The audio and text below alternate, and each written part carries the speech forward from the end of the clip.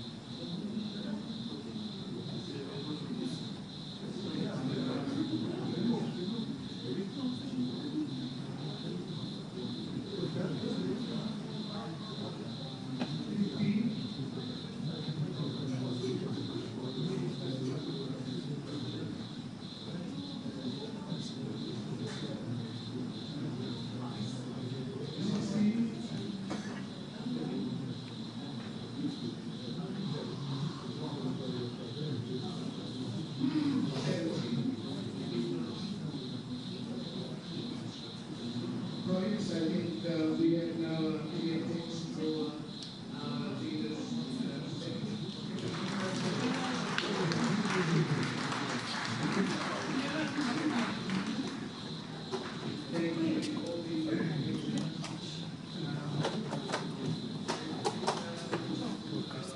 Shutting down.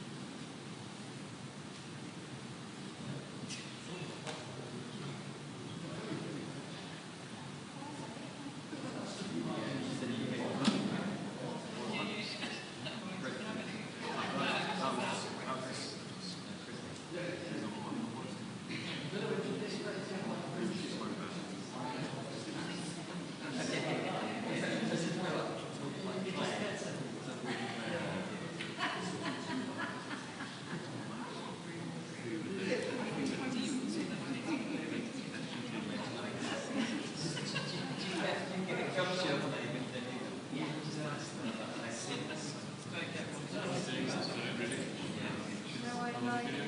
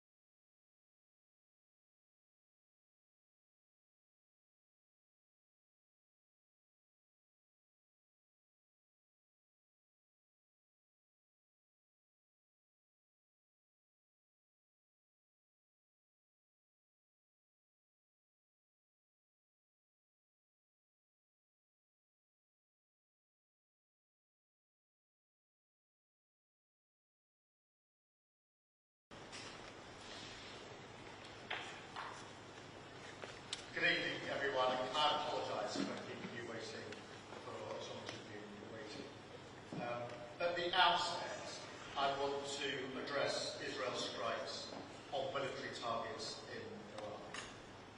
This is a live situation and we are obviously monitoring it closely alongside our partners.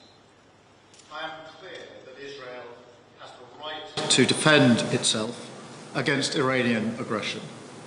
I'm equally clear that we need to avoid further regional escalation and urge all sides to show restraint. Iran should not respond. We will continue to work with allies to de-escalate the situation across the region. And now let me turn to the Commonwealth. We've travelled a long way to get here, and with good reason. The nations of the Commonwealth are increasingly important to the UK. 56 countries drawn from every continent, a third of humanity, all united by shared values and shared interests. It is completely unique. But I think that we can do more to seize its potential, to put the Commonwealth in the service of its people, to ensure it delivers where it matters.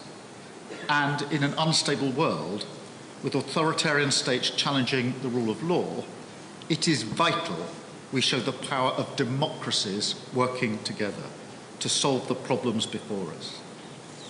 Now, this summit was the first for His Majesty the King as head of the Commonwealth, and so we used this moment to open a new chapter for this organisation.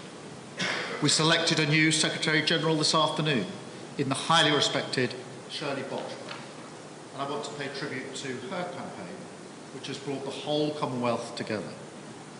Now I look forward to working with her to set a new, ambitious and more focused agenda. My message is that the UK is back, reconnecting, open for business, working in partnership with others to solve shared challenges. And together we must harness the power of the Commonwealth to truly make it count. The key test here is growth. The Commonwealth represents a market for British business set to be worth nearly $20 trillion by 2027, including 6 of the 10 fastest growing economies in the world, with Guyana topping that list. And because of our deep ties, trade costs are lower between Commonwealth economies and investment flows are higher. We must do more to maximise that advantage. So we agreed a plan here in Samoa to boost investment across the Commonwealth. I announced today the new UK Centre for Trade Expertise to turbocharge trade and growth in developing countries, which will, in the end, benefit all of us. And after my bilateral meetings here with leaders and business people, we've also delivered £1 billion worth of new investment into the UK, a vote of confidence in the economic stability my government brings. We marked Australia's ratification of our accession to the CPTPP and created a new Pacific Business Club, helping British companies to bid for $6 billion of multilateral development bank contracts, and strengthened our ties with this region that is powering global growth. All of this comes just after our International Investment Summit, which brought in over £60 billion to the UK. We're working around the clock to build the international partnerships that we need to create tens of thousands of good jobs and drive growth into every part of the United Kingdom. We also want to see the Commonwealth put a renewed focus on climate change. As the first serving Prime Minister to visit a Pacific Island country, it is humbling to see the impact of the climate crisis here and to hear the fears of the people of Samoa. It underlines the need to act, and that's why we restored UK climate leadership, acting at home to transform our energy sector, and acting internationally, providing new support to help island communities like this. Action to preserve nature, save coral reefs, and cut plastic pollution, and calling for more ambition at COP in just a few weeks' time. The Commonwealth has a powerful voice on these issues, and we must use it. Finally, I've had constructive bilateral discussions here on security. This region sits on a geopolitical fault line. It is the crossroads for global trade, so our prosperity and security at home depend on stability here. And that's why we're so committed to our AUKUS partnership. It's why our carrier strike group will be in the region next year. And it's why, despite the fact that we've flown halfway around the world, the Royal Navy was already here in Samoa, waiting to greet us. I called the crew of HMS Tamar yesterday to let them know how proud we are of them. And I announced that we'll be doing more in the Pacific Island nations to reinforce maritime security. It shows once again our commitment to the region, to supporting free and open Indo-Pacific, upholding our values, and bringing new opportunities home to the United Kingdom. Now I'll take some questions, starting, I think, Chris, with you at the BBC. Thank you, Prime Minister. Chris Mason at BBC News. Do you consider Israel's airstrikes to be proportionate? And if I may, you call yourself a pro-business party, so what do you say to businesses this weekend anticipating being clobbered for more tax? Thank you. On the question of the strikes, I think we need to be really clear that Israel does have the right to defend itself. But we are urging and have been urging all sides to show restraint, and that's why I'm very clear today Iran should not be responding to this. Those are really important messages of de-escalation that at this moment in time I think it's very important everybody needs to heed. In relation to the budget, obviously I'm not going to get drawn on the budget which will be laid out on Wednesday of this week. I think I'm going now to Beth, Sky. Thank you. Prime Minister, oh, blimey, that's loud, sorry. Prime Minister, there has been somewhat of a backlash back in the UK after you told me that people who also make an income from property or shares do not fit into your definition of working people. Are you, as some of your critics argue, plotting a war against Middle Britain? No. Let me be clear about that.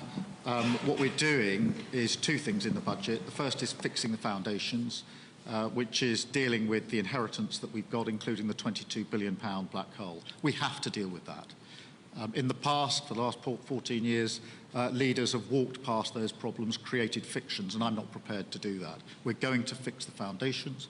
And having fixed the foundations, we're going to rebuild our country, and that is a very clear plan to ensure that people are better off, their living standards go up wherever they live across the United Kingdom, to make sure that our NHS is not just back on its feet, but fit for the future, and to ensure that we've got the public services that the public are entitled to and deserve. And that's my focus. That's why I came into politics, and that is the mission of this government. Thank you. Romilly at ITV. Prime Minister, you came here saying reparations would not be on the agenda. It seems they have made their way into the final communique. Did you lose the battle, and have you damaged relations with Commonwealth countries with your attempt at a hard line on this? Well, let me first be clear that the slave trade, slave practice was abhorrent, and it's very important that we start from there. Abhorrent is the right word. We've actually had a very positive 2 days here in Samoa. There has been a communique out today, which is positive. It talks about the shared challenges that we have. The dominant theme of the 2 days has been resilience and climate. And today at the retreat, which was a retreat going on for 6 or now 8 hours, I think, in the end, the theme for the day was chosen by the Prime Minister here in Samoa. And she chose resilience and climate. So I think that gives you a clear sense of the absolute priority here. And that's not surprising. You've spent some time here. You'll have seen just how vulnerable this island and similar islands are to climate change. It is of paramount importance. There is, as you rightly say, the paragraph in the communiqué about reparatory justice, which does two things. It notes calls for discussion, and it agrees that this is the time for conversation. But I should be really clear here. In the 2 days we've been here, none of the discussions have been about money. Our position is very, very clear in relation to that. And obviously this is quite a long communiqué. It's one paragraph, I think, in 20-something paragraphs, noting the call for discussion, agreeing a time for conversations, and that's all that's in the communiqué. Obviously, I mean, the next opportunity to look at this, there's a UK Caribbean forum next year, which is a Foreign Secretary level meeting, and which then report to leaders. Thank you. Lizzie from the Daily Mirror. Thank you, Lizzie Buchan, Daily Mirror. Prime Minister, you've been calling for restraint in the Middle East for some time, but are you concerned that Israel's no longer listening? And are Israel and Iran on course for an all-out war? Look, I mean, the most important thing here is de-escalation. And yes, we've been calling for that for some time. As you know, I made a call myself to the President of Iran and have repeatedly had discussions with others in the region, including, of course, the Prime Minister of Israel. And we must continue to do so. That's what diplomacy is. It takes time, but it is important that we continue to do so, because the single most important thing now is de-escalation across the region. Thank you. Nick from the Daily Telegraph. Thank you. In your opening remarks, you said the Commonwealth should demonstrate the power of democracies working against authoritarian states. More than 40 Commonwealth nations are part of the Belt and Road Initiative, and the new Secretary-General said last month that when it comes to containing China's economic influence, the Commonwealth shouldn't be poking its nose where it's not needed. Is she right? Or should the Commonwealth become more geopolitical, and should Britain be encouraging other members to reduce their reliance on China? Well, look, I mean, thank you for that question, because I think it goes centrally to one of the issues we're discussing here, which is the Commonwealth obviously has a strong shared history, but the question is, what is the focus as we go forward? And I've been really clear in the discussions I've had in the last few days, and there's been a lot of discussion about this, that the focus ought to be on our values and democracy and the rule of law, because they are threatened by authoritarian regimes, and you're quite right to point to the fact that China is increasingly trying to be influential across Commonwealth countries, and we need to be clear about our values of democracy and the rule of law.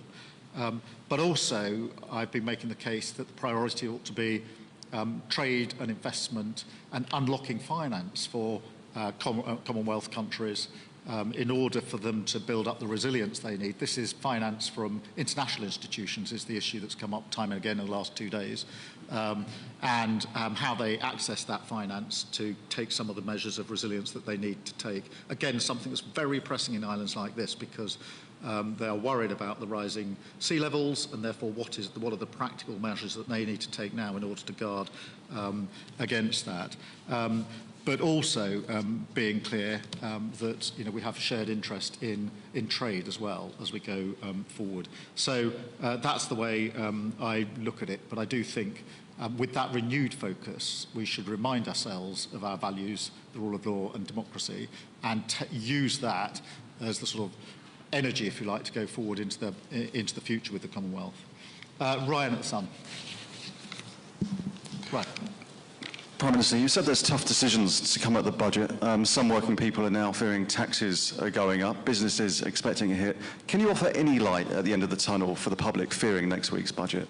Yes, and that is that we are fixing the foundations, which is tough, but we're doing it for a purpose.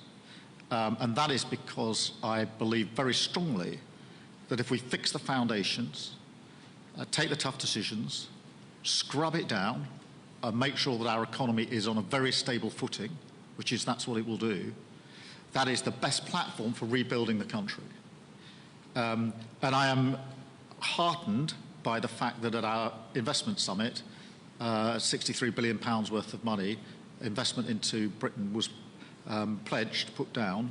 There's been other sums since then, but that is only happening because they see a government that's serious about economic stability and serious about long-term decisions. So yes, we've got to fix the foundations, take those tough decisions, but the purpose of that is to build that better Britain and make sure that on those foundations we do build that country. And for me, that's the characteristics of that, and what I want to be judged on is, one, have we made people better off? Do they feel better off under a Labour government because we fixed the foundations?